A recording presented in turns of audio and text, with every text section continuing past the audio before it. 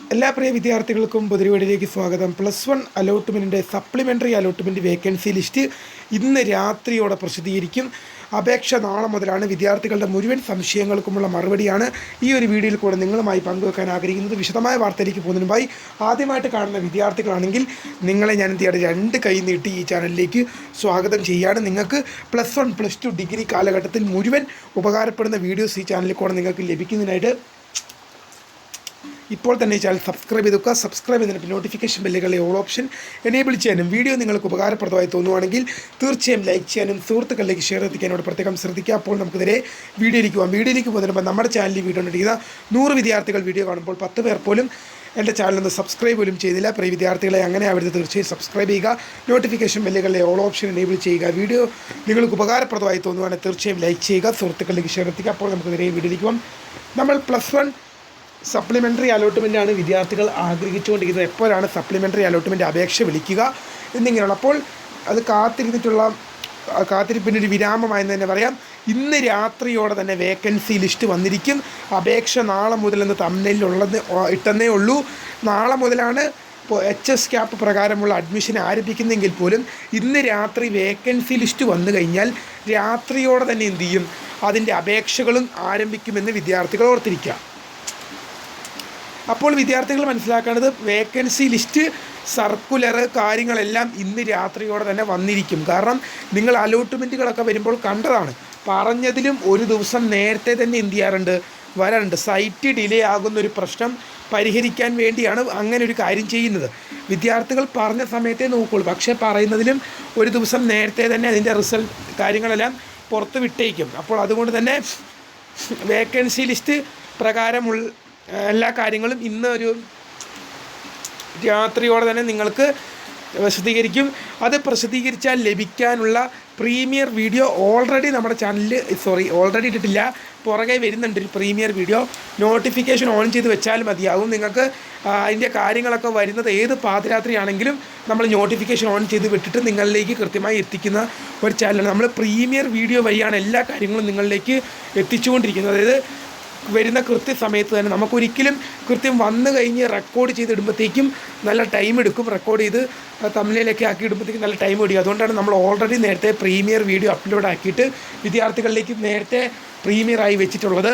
അപ്പോൾ റിസൾട്ട് പ്രസിദ്ധീകരിക്കുന്ന ടൈമിലും കാര്യങ്ങളൊക്കെ വരുന്ന ടൈമിൽ നമുക്കത് ഇട്ടാൽ മാത്രം മതിയല്ലോ. അപ്പോൾ എന്ത് ചെയ്യും, നാളെ 2-ാം തീയതിയാണ് ജൂലൈ. അപ്പോൾ നാളെ അപേക്ഷ ആരംഭിക്കുമ്പോൾ എന്ത് സംഭവിക്കുകയാണ്, ജൂലൈ 8-നാണ് first supplementary allotment first supplementary allotment result വരുന്നത്. അതുകൊണ്ട് തന്നെ പല വിദ്യാർത്ഥികളും മനസ്സിലാക്കേണ്ടത് സപ്ലിമെൻ്ററി അലോട്ട്മെൻറ്റിന് അധികം ദിവസമൊന്നും അപേക്ഷിക്കാൻ ഉണ്ടായിരിക്കുന്നതല്ല. ആർക്കൊക്കെ അപേക്ഷിക്കാമെന്നുള്ളതിലേക്ക് നമുക്ക് വരുന്നതിന് മുമ്പ് സപ്ലിമെൻ്ററി അലോട്ട്മെൻറ്റിൽ വിദ്യാർത്ഥികൾ അപേക്ഷിക്കുമ്പോൾ, അതായത് നിലവിലുള്ള പുതിയ അപേക്ഷ നൽകുന്ന വിദ്യാർത്ഥികൾക്ക് അത് വലിയ പ്രശ്നമില്ലത്തില്ല. പക്ഷേ ഇതുവരെ അലോട്ട്മെൻറ്റിനായി അപേക്ഷ സമർപ്പിച്ച വിദ്യാർത്ഥികളാണെങ്കിൽ, നിങ്ങൾക്ക് ഇതുവരെ അലോട്ട്മെൻറ്റ് കിട്ടാത്തൊരു വിദ്യാർത്ഥിയാണെങ്കിൽ നിങ്ങൾ എഡിറ്റ് ചെയ്യുമ്പോൾ ശ്രദ്ധിക്കേണ്ട ഒരു കാര്യങ്ങളുണ്ട്. നിങ്ങൾ എന്ത് ചെയ്യും, നിങ്ങൾ അവിടെ കാൻഡിഡേറ്റ് ലോഗിൻ എസ്റ്റാബ്ലിഷ് എന്ന ലിങ്ക് കാണും. ഇപ്പോൾ അതില്ല, അത് പ്രസിദ്ധീകരിച്ച ശേഷം ആ ലിങ്ക് അവിടെ പുതുതായിട്ട് പ്രത്യക്ഷപ്പെടും. അപ്പോൾ ആ ലിങ്കിലൂടെ നിങ്ങൾ ആപ്ലിക്കേഷൻ ഐഡിയും പാസ്വേഡും നിങ്ങളുടെ ഡിസ്ട്രിക്റ്റ് ജില്ലയും നൽകി ലോഗിൻ ചെയ്യുമ്പോൾ അവിടെ നിങ്ങൾക്ക് അപ്ലൈയിങ് ഫോർ സപ്ലിമെൻ്ററി അലോട്ട്മെൻറ്റ് എന്നൊരു ലിങ്ക് താഴെ വന്നിട്ടുണ്ടാവും. അതിൽ ക്ലിക്ക് ചെയ്യുമ്പോൾ ഡയറക്റ്റ് നിങ്ങൾ കൊടുത്ത ഡീറ്റെയിൽസ് ട്രയൽ അലോട്ട്മെൻറ്റിൽ ഡിക്ലെയർ ചെയ്ത് ഫൈനൽ കൺഫർമേഷൻ നൽകി ഫുൾ ക്ലോസ് ചെയ്ത ഒരു പേജിലേക്ക് നിങ്ങൾ വീണ്ടും തിരിച്ചെത്തുകയാണ് ചെയ്യുന്നത്. അപ്പോൾ നിങ്ങളെ സംബന്ധിച്ച് എന്തില്ല, അവിടെ എഡിറ്റ് ചെയ്യാനൊന്നുമില്ല. അപേക്ഷയിൽ നിന്നും പുറത്തായി പോയ വിദ്യാർത്ഥികൾക്ക് മാത്രമേ അവിടെ എഡിറ്റ് ചെയ്യാനുണ്ടാവുള്ളൂ. അതായത് അപേക്ഷയിലെ തെറ്റ് മൂലം അലോട്ട്മെൻറ്റിൽ നിന്നും പുറത്തായി പോയ വിദ്യാർത്ഥികൾക്ക് മാത്രമാണ് അവിടെ എഡിറ്റ് ചെയ്യാനുണ്ടാവുക. നിങ്ങൾക്ക് ഏതൊക്കെ വിവരങ്ങളാണ് എഡിറ്റ് ചെയ്യാൻ പറ്റുക എന്ന് നോക്കാം. ഏതൊക്കെ വിവരങ്ങളാണ് എഡിറ്റ് ചെയ്യാൻ പറ്റുക എന്ന് നമ്മൾ നോക്കിക്കഴിഞ്ഞാൽ, നിങ്ങൾ ആപ്ലിക്കേഷൻ ഐഡിയും പാസ്വേഡും ക്രിയേറ്റ് ചെയ്തപ്പോൾ കുറച്ച് വിവരങ്ങൾ നിങ്ങളോട് ചോദിച്ചില്ലായിരുന്നു. Phone number, scheme, email ID എന്നിങ്ങനെയുള്ള ഡിസ്ട്രിക്റ്റ് കുറച്ച് കാര്യങ്ങൾ നിങ്ങളോട് ചോദിച്ചിട്ടുണ്ടായിരുന്നു.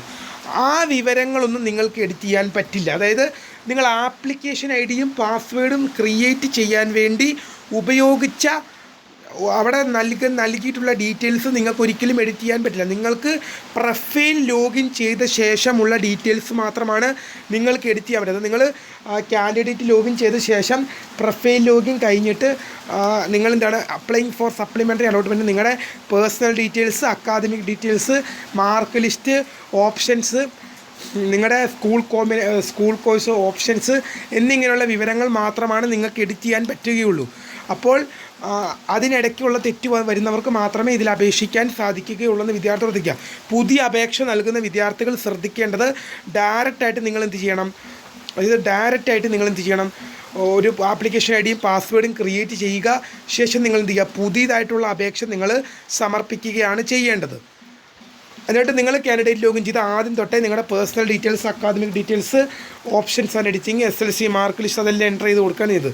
സ്റ്റേറ്റ് സിലബസിൽ പഠിച്ച വിദ്യാർത്ഥികളാണെങ്കിൽ നിങ്ങളുടെ SLC മാർക്ക് ലിസ്റ്റ് ഓൾറെഡി അവിടെ നിങ്ങളുടെ രജിസ്റ്റർ നമ്പർ ടൈപ്പ് ചെയ്യുമ്പോഴേ വന്നിട്ടുണ്ടാകും. അവിടെ നിങ്ങൾക്കൊന്നും എഡിറ്റ് ചെയ്യാൻ പറ്റില്ല. പക്ഷേ നിങ്ങളൊരു CBSE അല്ലെങ്കിൽ ICSE സ്റ്റുഡൻസ് ഒക്കെ ആണെങ്കിൽ നിങ്ങൾ എന്ത് ചെയ്യേണ്ടി വരും, മാർക്ക് ലിസ്റ്റ് എൻ്റർ ചെയ്ത് കൊടുക്കേണ്ടി വരും.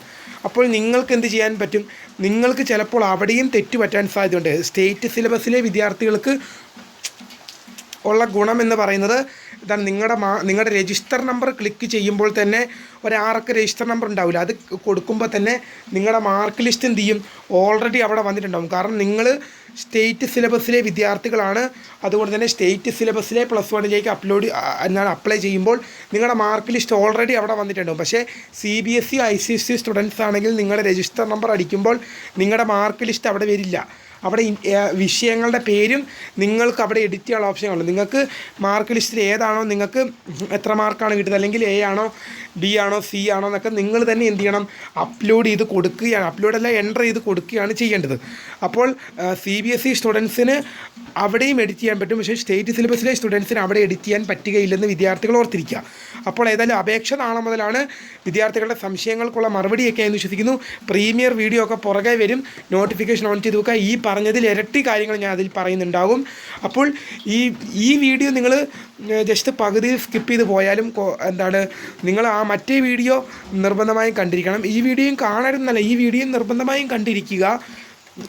നിങ്ങൾക്ക് ഉപകാരപ്പെടുന്ന നിരവധി വീഡിയോസ് ഉണ്ട്. ഇതുവരെ അലോട്ട്മെൻറ്റ് കിട്ടാത്തവർക്ക് അപേക്ഷിക്കാം.